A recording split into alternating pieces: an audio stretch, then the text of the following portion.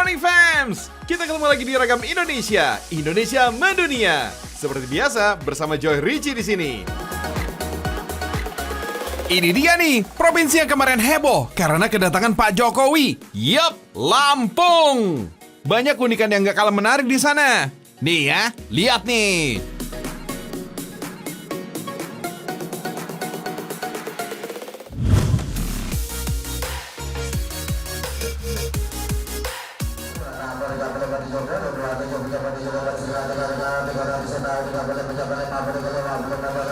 Wits, bukan lagi ngelantur fams, apalagi main pantun.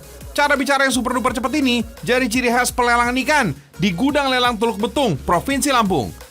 Nelayan pulang melaut, ikan-ikan hasil tangkapan ini langsung dikumpulin. Terus, nelayan mendaftar buat ikut lelang. Sebelum jam 5 sore, biasanya pembeli udah pada nunggu tuh. Pas masuk waktunya, proses lelang dimulai. Juru lelang biasanya ditemenin beberapa orang yang bertugas mencatat pembeli serta ikan yang dibeli. Juru lelang ini bertindak sebagai layaknya seorang wasit fams. Tanpa putus, juru lelang membuka dengan harga tertinggi. Lalu pembeli ngasih tanda minat buat nawar supaya harganya diturunin. Nah, di sini pentingnya peran juru lelang nih fams. Mereka bakal menurunkan harga sampai batas harga yang udah disepakati dengan nelayan sebelumnya. Pembeli yang merasa cocok dengan harga terendah lah yang bakal ngambil.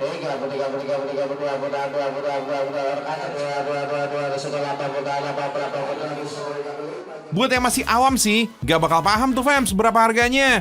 Kedengarannya cuma beberapa angkanya doang.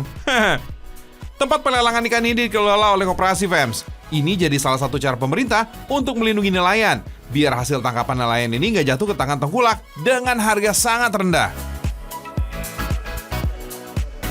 Ikan-ikan yang udah laku biasanya bakal dijual lagi nih ke konsumen. Ketersediaan ikan ini tergantung musimnya juga ya. Tapi, don't worry, be happy. Hampir setiap jenis ikan itu ada tuh di pasar gudang lelangnya. Jenis ikan yang paling banyak peminatnya ada ikan tuna, simba, tongkol, bawal, dan kerapu. Harganya juga bervariasi dan anti mahal-mahal klub deh pokoknya.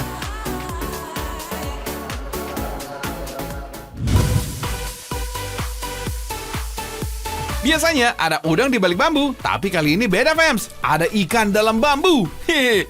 Kenalin nih fams, ini namanya iwak tunu. Menu langka ini berasal dari pesisir selatan Kalianda di desa Palembapang, Kecamatan Kalianda, Kabupaten Lampung Tengah. Uniknya nih, hidangan ini dimasak di dalam batang bambu, berkuah dan memiliki aroma asap yang khas dari proses pembakaran. Biasanya sih, bahan baku yang dipakai ini sidat atau belut laut fams. Hidangan ini hanya disajikan untuk menyambut tamu atau hajatan. Rasanya gurih, segar dan pedas.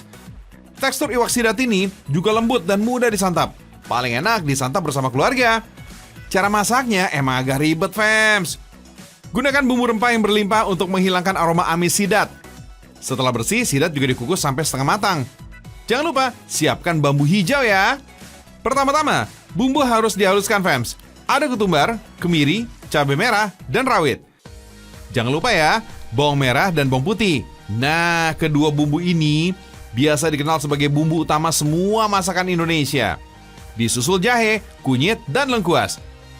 Bumbu inilah nih fams yang dipercaya bisa melenyapkan aroma manis ikan sidat. Ulek deh sampai semua bahan halus ya. Tambahkan irisan tomat untuk memberikan rasa segar dan tekstur basah pada bumbu yang dihaluskan tadi. Ulek kembali tomatnya hingga halus. Ada juga daun salam fams. Tinggal campur bumbu bersama ikan sidat.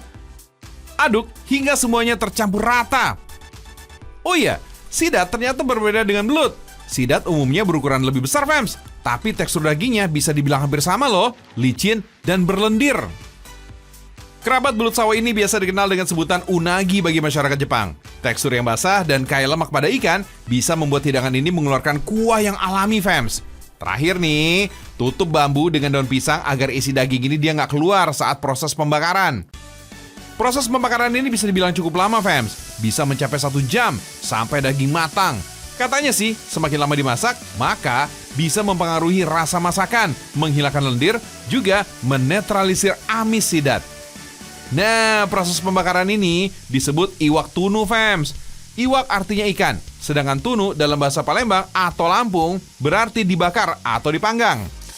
Masak dengan bambu katanya sih sudah digunakan sejak zaman nenek moyang dulu fams. Soalnya dulu masih sulit menemukan alat masak. Proses masak dengan bambu ini juga disebut papyong bagi masyarakat Toraja. Beberapa masakan khas lain ada lemang dan nasi jaha yang juga menggunakan media bambu untuk memasak. Setelah matang, iwak tunu yang tadinya kering menjadi basah dan berkuah, fams. Rasa masakan dalam bambu ini mempunyai aroma yang khas dari bambu dan daun pisang. Juara, fams! Masih berbahan ikan, kudapan ini terkenal punya rasa yang manis dan gurih. Terbungkus daun pisang dan dipanggang, fams. Biasanya sih disajikan dengan tambahan saus kacang sebagai bumbu cocolannya. Iya, fams, otak-otak namanya. Warnanya putih, membuat tekstur kenyal dan lembut, membuat kudapan ringan ini seperti otak. Sejak saat itulah, hidangan ini dinamakan otak-otak. Bisa dibilang nih, otak-otak sebagai inovasi atau turunan dari pempek khas dari Sumatera Selatan. Padahal, otak-otak ini mempunyai rasa yang lebih berbeda dengan pempek. Otak-otak cenderung lebih manis, gurih, dan mempunyai aroma panggang yang khas. Tekstur otak-otak ini juga lembut dan tidak terlalu kenyal seperti pempek, fams. Kudapan ringan satu ini bisa bikin nagih loh. Gak heran, makan 1 atau 2 bungkus ini masih terasa kurang kenyang. Tapi, kamu juga bisa loh minta porsi yang lebih besar. Ukurannya bisa 5 kali lebih besar dari biasanya. Nah, otak-otak jumbo ini menjadi variasi otak-otak di sepanjang Jalan Kalianda, Lampung Selatan. Kamu bebas pilih sesuka kamu nih, fams. Perbedaannya hanya pada rasa dan karakternya aja kok. Soal harga, tetap sama, hanya Rp1.500 aja. Biasanya, otak-otak Kalianda ini dijadikan sebagai buah tangan khas. Otak-otak dibuat dari ikan laut, fams. Lokasi Kalianda yang berada di wilayah pesisir membuat ikan tenggiri mudah didapat. Ada juga tambahan tepung tapioka, bawang, gula, dan santan yang membuat kudapan ini lebih manis serta gurih. Adonan ini kemudian dibungkus dengan daun pisang. Biasanya sih cukup ukuran 1 sendok makan aja. Oh iya, dalam sehari, warung produksi otak-otak Kalianda ini bisa membuat hingga ratusan buah otak-otak. Proses pematangannya dengan cara dibakar atau dipanggang aja, fams. Cukup beberapa menit saja, sampai adonan matang dan mengeras. Kalau daun sudah kering dan gosong, otak-otaknya bisa diangkat dan disajikan. Baunya aja sedap, rasanya pun pasti nikmat nih.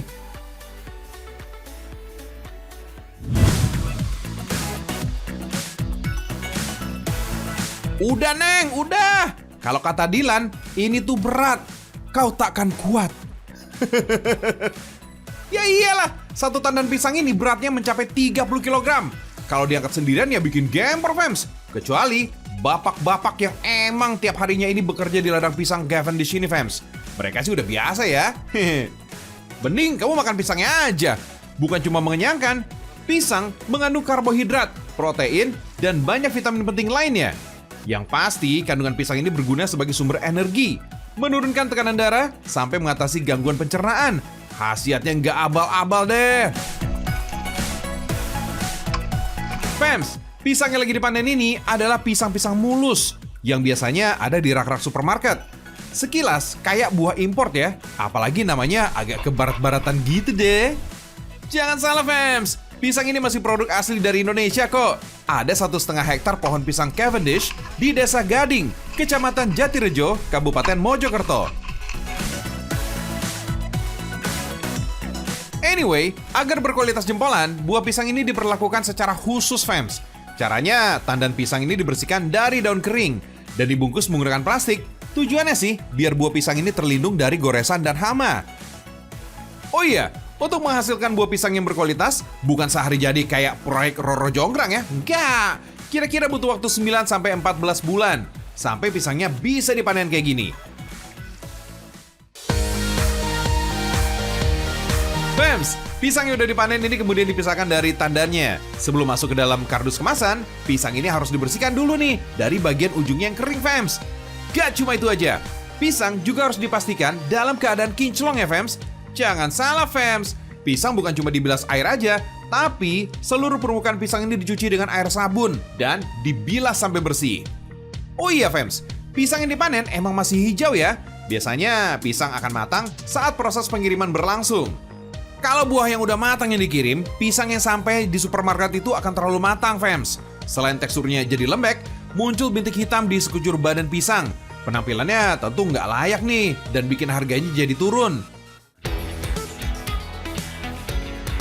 Pisangnya udah siap dikemas deh. Satu kardus berisi 13 kg pisang.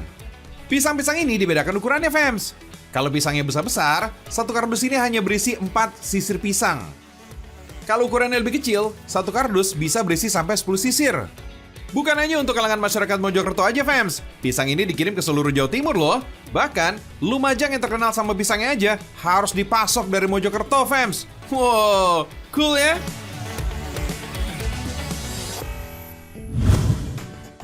Pisang dicampur dengan kopi. Gimana rasanya ya? Kalau penasaran, boleh juga nih kenalan. Kue satu ini punya nama Bolpis, kependekan dari bolu pisang dan kopi Lampung. Ada rasa pisangnya, ada juga aroma kopi Robusta khas Lampung yang menggiurkan. Teksturnya lembut dan padat, tapi nggak bikin seret, fams. Cocok deh buat menu pencuci mulut. Dan teman di kala santai ngeteh juga ngopi-ngopi. Sajian ini juga bisa jadi oleh-oleh kalau berkunjung ke Lampung, fams. Tepung terigu, gula pasir, telur ayam menjadi bahan utama selain pisang muli dan bubuk kopi Robusta dari Lampung. Pisang muli yang jadi andalan kita haluskan terlebih dahulu nih, fams. Tambahkan susu cair supaya lebih mudah di blender ya, fams. Untuk adonannya, telur dan gula pasir harus dikocok bersama dengan mixer di kecepatan maksimal, fams. Tambahkan margarin cair dan tepung terigu. Aduk kembali. Pisangnya udah halus, bisa ikut dicampur, fams. Gak cuma pisang, kopi Robusta dari Lampung emang udah mendunia. Campuran kopi dan buah pisang muli inilah yang merubah warna adonannya jadi gelap. Tapi rasanya tetap nikmat kok buat disantap. Biar lebih cantik dan menarik, silahkan tambahin topping sesuai selera. Lanjut, panggang dalam oven selama sekitar 60 menit. Ini dia nih, fams, hasilnya. Bolpis kopi khas Lampung. Oh my wow!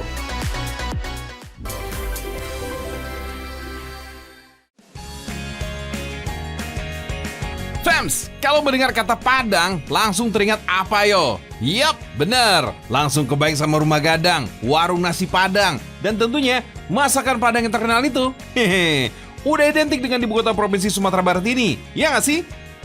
Nah, kalau nyebut 3 hal itu, ada beberapa fakta menarik nih yang ternyata orang jarang tahu. Nah, ini dia nih beberapa di antaranya. Fakta pertama, ternyata ada loh sebuah kampung yang dinamakan kawasan 1000 Rumah Gadang di Kabupaten Solok Selatan, Sumatera Barat. Coba deh sekali-sekali datang ke Jorong Kota Baru, Nagari Muara Labu, Kecamatan Sungai Pagu. Di sini ada sebuah tujuan wisata yang unik banget, namanya Kawasan 1000 Rumah Gadang. Tempat ini dapat ditempuh sekitar 4 jam melalui jalur darat dari kota Padang, fams. Meski jauh, tapi dijamin asik deh. Soalnya, di kawasan ini, wisatawan bisa melihat dan menikmati secara langsung keindahan artistik dari Rumah Gadang sebagai rumah adat masyarakat Minangkabau. Walau namanya 1000 Rumah Gadang, tapi jumlah rumah gadang yang tercatat ini dan bisa berfungsi hingga kini hanya sekitar 125 unit aja. Uniknya nih, rumah gadang di sini rata-rata berumur ratusan tahun loh, fams. Bahkan sebagian diantaranya sudah dibangun sejak tahun 1700-an. Walau sudah mengalami beberapa pemugaran, namun ciri dan bentuk khas asli sama sekali tidak berubah tuh, fams. Tentu aja rumah gadang yang dihiasi dengan 4 hingga 6 buah gonjong yang berbentuk runcing menyerupai tanduk kerbau.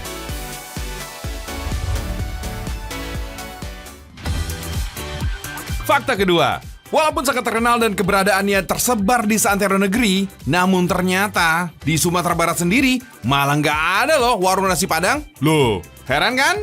Jadi begini penjelasannya. Ternyata kalau di luar Sumatera Barat, mereka butuh penamaan dan penegasan bahwa masakan mereka adalah masakan Padang. Tapi lain halnya nih jika di daerah sendiri, mereka nggak butuh penamaan itu, fams. Cukup merek nama rumah makannya itu tanpa embel-embel kata rumah makan Padangnya. Begitu, fams. Jadi jangan heran kalau kita tidak akan menemukan warung makanan Padang di sana.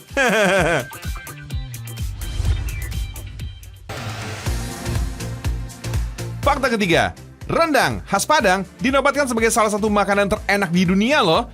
Tahun 2017 dan juga 2021 silam, rendang berada di posisi ke-11 dari daftar 50 makanan terbaik di dunia versi CNN. Bahkan disebutkan kalau menyantap rendang ini bakal membuat perut kewalahan. Di samping itu, rendang pun ini sempat populer di mesin pencari Google. Terbukti pada tahun 2020, resep rendang ini menjadi salah satu resep yang paling banyak dicari. Kunci kelezatan rendang ada pada cara pengolahannya. Durasi memasaknya terbilang lama supaya bumbu dan daging ini meresap sempurna, fams. Di tanda kelahirannya, rendang disajikan saat ada berbagai upacara adat atau momen istimewa. Ya, makanan satu ini sih memang istimewa pakai banget, fams.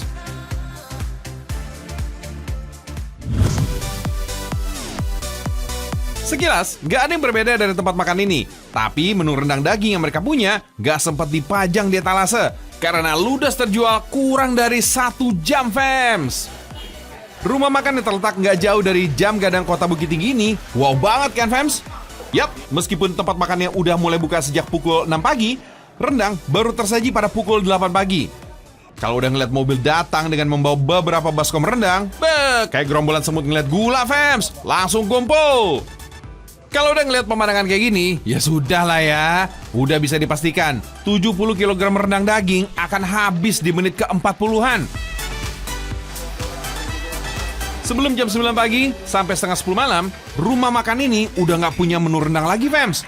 Wah, nggak heran sih. Penikmatnya bukan dari tanah Nusantara aja nih, fams. Tapi gaung kenikmatan rendangnya udah melanglang buana sampai daratan Malaysia, Singapura, Korea, bahkan Tiongkok loh. Wah, hebatnya tuh. Di balik rasa rendang yang bikin kelepek-kelepek ini, ternyata dihasilkan dari sebuah dapur sederhana. Tempat ini udah ada sejak tahun 1930-an, fams. Setiap harinya, aktivitas dari dalam dapur udah mulai terdengar sejak pukul 3 pagi. Pekerjanya udah on position banget nih, fams. Mereka bekerja sesuai tugasnya masing-masing. Ada yang nyiapin kayu bakar dan bahan untuk memasak rendang. Salah satunya adalah menyiapkan kelapa parut ini nih, fams. Nah, berbeda dengan alat parut kelapa yang selama ini beredar, masyarakat Minang ini punya senjata parut khusus yang dikenal dengan nama kukuran, fams. Cara penggunaan alat ini cukup unik. Pemarut duduk di bangku kayu dengan lutut sebelah kanan menahan batang besi pisau parut agar stabil dan tak bergerak. Kedua tangan memegang kelapa yang dibagi dua sama besar dan mulai memarut dari sisi pinggir kelapa secara merata dan dilanjutkan ke bagian tengah. Biar kelapanya keparut dengan sempurna, fams. Oh iya, rumah makan yang udah mendunia ini udah punya pemasok bahan langganan yang terpercaya. Salah satunya bahannya adalah daging sapi. Setiap hari mereka selalu diberi daging yang berkualitas bagus, seperti daging bagian paha dalam dan punuk. Bagian ini punya kandungan lemak yang lebih sedikit, fams. Fams, gak ada bumbu rahasia dalam masakan ini, fams. Semua bumbunya kurang lebih sama seperti rendang pada umumnya. Yang jelas harus ada buah pala dan cengkeh, biar rendangnya makin sedap ya. Nah, ada tambahan ubi yang udah digoreng nih, atau yang biasa disebut dengan daka-daka, fams. Nah, selain itu, kacang merah utuh ini juga jadi pelengkap bumbu rendang yang jadi resep turun-temurun dan tetap dipertahankan sampai sekarang. Oh iya, awal-awal masak harus pakai api yang besar ya. Kalau bumbunya udah bergejolak alias sudah matang, dagingnya baru ikut bergabung. Daging akan dimasak selama 5 jam lamanya dengan kayu bakar yang bisa bikin makanan jadi lebih nikmat. Fams, karena dimasak dengan waktu yang lama pakai banget, bikin daging ini jadi terlalu empuk, fams. Nah, ada tips nih untuk kamu yang pengen bikin daging rendang biar bentuk dagingnya tetap on point alias nggak ambiar. 3 jam pertama setelah daging masuk ke dalam kuali berisi bumbu rendang, nggak boleh tuh diaduk terlalu sering. Kata udah juru masaknya, biarin aja di bumbunya menyerap sempurna ke dalam daging. Lalu, 2 jam setelahnya baru bisa diaduk pelan-pelan biar matangnya merata, fams. Di proses ini, apinya baru bisa dikecilin, fams. Oh iya, dalam sehari, mereka biasa bikin maksimal 70 kg aja. Meskipun mereka tahu, kalau kurang dari 1 jam, rendang dagingnya ini udah habis, mereka nggak mau tamak, fams. Mereka pengen berbagi rezeki, biar rendang milik restoran yang lain bisa tetap laku. Fams, ternyata menu rendang kayak gini dulunya cuma disajikan untuk para kaum bangsawan aja loh. Yap, karena zaman-zaman itu harga daging sapi tergolong mahal. Bukan cuma rendang daging ya, fams. Dapur ini juga harus memenuhi kebutuhan resto setiap harinya. Selain rendang daging, mereka juga punya beberapa menu spesial. Salah satunya rendang ayam yang gak kalah ngehitsnya. Fams, ada sedikit tips nih untuk kamu nih, biar kebagian rendang di jam-jam makan siang. Beberapa hari sebelumnya, sebaiknya pesan rendangnya dalam kemasan plastik aja. Boleh kok kalau mau makan di tempat. Tapi kalau mau maksa dibawa sebagai oleh-oleh, gak dilarang juga, fams. Nah, Meskipun bisa awet sampai 20 hari lamanya di suhu ruangan, disarankan agar rendang ini nggak kena air, biar nggak cepet basi, fams.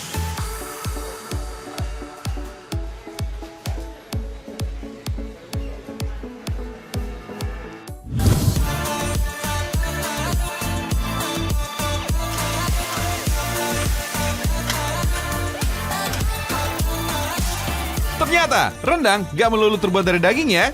Yang renyah kayak gini juga termasuk rendang loh. Meskipun dibuatnya lebih mirip keripik yang teksturnya renyah. Ini dia nih, yang disebut dengan rendang telur, atau biasa dikenal dengan sebutan rendang talua. Rendang yang lagi cosplay jadi keripik ini bisa dibawa pulang dengan harga Rp200.000 per kilogram. Ini nih, yang gak bisa didapetin dari mengkonsumsi rendang yang lainnya. Untuk bisa menikmati rendang talua, gak harus duduk dengan sopan di balik meja, fams. Tinggal buka plastiknya, bisa langsung hap. Kriuk yang gak nahan, fams. Oh ya, segala jenis telur unggas bisa digunakan untuk rendang telur, fams. Tapi sebaiknya pilih telur ayam aja, karena harganya yang murah meriah, fams. Atau biar kelihatan sultan banget, bisa pakai telur bebek. Meskipun bentuknya sederhana, tapi rendang telur tergolong posesif, fams. Seluruh proses pembuatannya aja harus ditungguin terus. Manja deh kamu. Adonan dari telur dikocok sama tepung dan beberapa bumbu lainnya. Proses ini memakan waktu antara 20 sampai 40 menit atau sampai warnanya memucat. Lamanya proses pengadukan bergantung pada jumlah bahan dan telur yang digunakan. Rata-rata dalam sehari nih, tempat ini bisa menghasilkan 120 telur aja nih, fams. Tapi kalau menjelang lebaran, bisa 2 kali lipat atau sekitar 250 butir telur ayam loh. Fams, ibarat kata, bikin rendang telur itu capeknya bisa 2 kali lipat. Mengapa sebab? Ya karena proses bikin lembaran telurnya ini nih yang menyita waktu dan tenaga banget. Adonan telur didadar tipis, layaknya bikin kulit risoles. Yap, gak boleh tebal-tebal, supaya di hasil akhirnya bisa dapat tekstur yang crispy, fams. Wait, gak boleh terlalu tipis juga nih, biar gak gampang pecah ya. Prosesnya satu ini emang belum ada mesinnya, fams. Makanya harus butuh ekstra pemain cadangan untuk menyelesaikan pembuatan rendang telur. Fams, rendang telur ini merupakan makanan khas dari Payakumbuh, Sumatera Barat. Bukan cuma bisa dengan mudah didapatkan setiap hari ya, tapi rendang telur ini jadi identitas budaya lokal yang wajib dihidangkan pada saat upacara adat dan hari besar lainnya. Oh iya, jangan lupa dipotong seukuran layaknya kerupuk untuk memudahkan proses packing dan makannya juga. Namanya juga rendang, bumbu yang digunakan ini juga harus rendang banget, fams. Saat dadar telur sedang disiapkan, biasanya bumbu rendang sudah mulai dimasak. Yang pasti nih, bahannya berupa santan dan bumbu halus yang diaduk rata. Bersama dengan daun salam dan daun kunyit. Wah, dari sini aja nih, baunya udah mulai berasa, fams. Oh iya, masih pakai resep zaman dulu nih. Proses merendang ini masih menggunakan kayu bakar. Tapi untuk alasan higienitas, lubang antara tungku dan wajan ini ditutup dengan semen, biar abunya nggak masuk ke dalam adonan rendang, fams. Kalau santannya berkurang dan warna bumbunya ini udah berubah lebih gelap, potongan telur dadarnya ini bisa bergabung deh. Fams, udah tahu kan kalau rendang itu sebenarnya bukan nama masakan loh, tapi teknik memasak dengan cara mengaduk secara terus-menerus sampai bumbunya bertekstur kering. Oh iya, fams, jangan heran kalau memasaknya ini bisa sampai 4 jam lamanya. Soalnya proses yang satu ini harus pakai api kecil aja nih, fams, biar bumbu rendangnya ini nggak cepat hangus. Fams, proses memasak yang lama kayak gini bukan cuma enak di lidah aja, tapi juga di kantong, karena bisa awet sampai 6 bulan lamanya. Wait, bukan pakai pengawet berbahaya, fams, karena kandungan yang terdapat dalam banyaknya rempah-rempah rendang bisa mengusir bakteri dan mencegah makanan jadi busuk. Tips rendang telur supaya tahan lama juga dilihat dari cara penanganannya setelah matang, fams. Si renyah yang masih panas nggak boleh buru-buru dikemas. Makanan panas yang langsung ditutup rapat bisa menyebabkan udara panas terperangkap di dalam wadah makanan. Nah, udara panas ini akan diubah jadi uap air dan bisa menyebabkan makanan jadi cepat basi.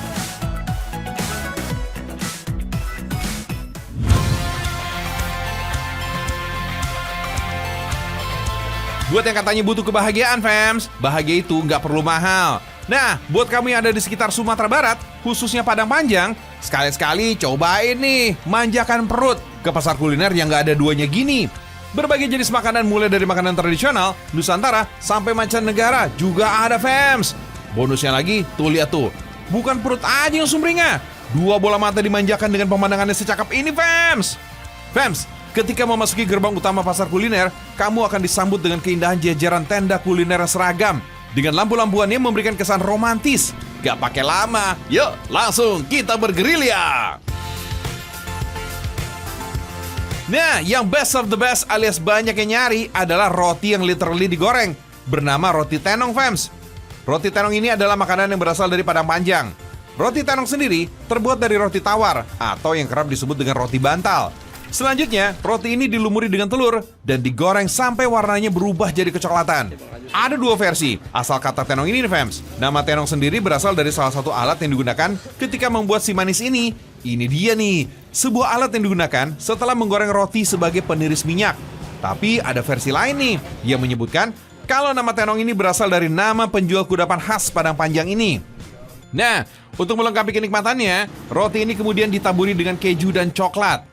Meskipun kelihatannya sederhana, yang beli nggak habis-habis fams. Maklum, sebanyak ini cuma dibanderol 15 ribuan aja. Dengan rasa yang diberikan dan harga yang super terjangkau. Wajar lah ya, kalau makanan ini jadi salah satu rekomendasi oleh warga lokal dan jadi buruan bagi para pelancong yang sedang berkunjung ke kota dingin ini.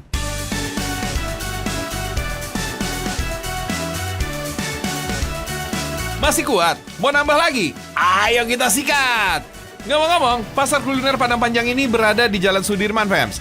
Tenda berisi makanan ini mulai aktif sejak pukul 4 sore sampai jam 3 dini hari. Jadi nggak usah khawatir nih kalau kelaparan tengah malam, fams.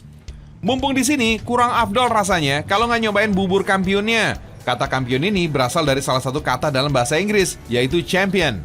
Yap, bubur ini jadi juara saat lomba kreasi membuat bubur pada tahun 1960-an di Bukit Tinggi. Karena awalnya nggak ada nama, spontan lah tercetus kata kampion. Meskipun nggak sepenuhnya disengaja, sebenarnya hidangan ini punya filosofi tersendiri loh fams. Misalnya, kolak pisang menggambarkan Al-Khaliq alias Tuhan yang Maha Pencipta. Ada juga bubur sumsum yang bisa dipandang sebagai simbolisasi hidup sederhana karena bahannya yang simpel banget. Masih ada satu lagi nih yang nggak boleh terlewat, teh talua. Spesialnya lagi, ada tambahan tapai singkong yang bisa memberikan tambahan sensasi gurih, fams.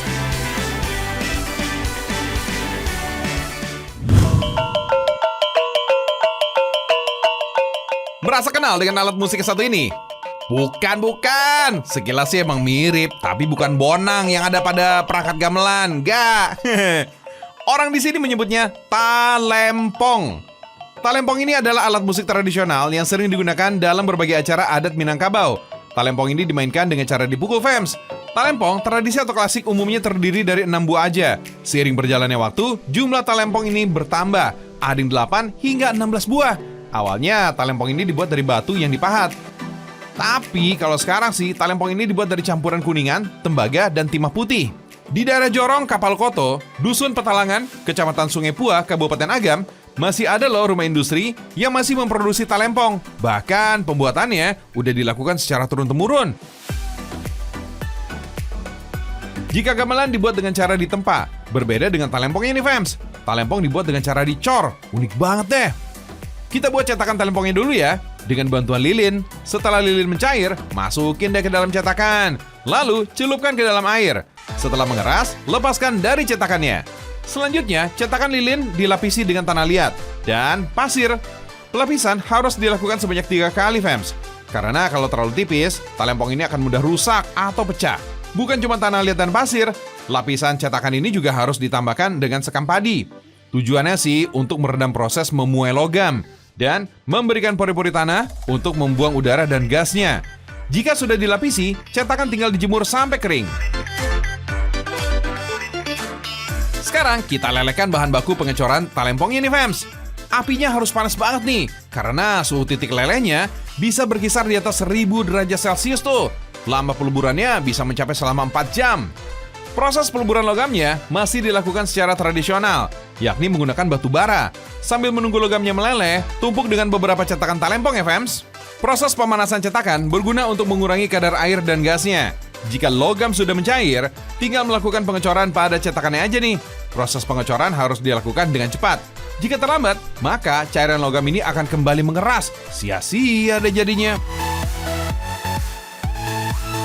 Jika cetakan dirasa sudah penuh, tutup dengan pasir untuk meredam panas dan cairan logamnya dalam cetakan. Satu buah talempong biasanya membutuhkan sekitar 1 kilo cairan logam. Diamkan coran logam talempong sekitar 1 jam. Kemudian pecahkan cetakan dan logam talempongnya ya. Wah, hasilnya bagus juga ya. Selanjutnya tinggal dilakukan nih proses pengamplasan dan polis agar tampilan talempongnya lebih mengkilat, fams. Terakhir, tinggal penyetelan iramanya deh. Proses setel nada talempong ini harus dengan alat khusus berupa sensor kromatik. Alat ini berguna membantu kita mendapatkan nada yang diinginkan. Mudah kok cara nyetel nadanya. Cukup dipukul-pukul bagian atas talempongnya untuk menghasilkan nada tinggi. Sedangkan nada yang terlalu rendah akan dipukul pada bagian dalamnya. Jika nadanya belum juga sesuai, talempong harus langsung diperbaiki. Talempong dari Sungai Pua ini, penjualannya sudah sampai diekspor ke negeri jiran, Malaysia loh fams. Hebat kan?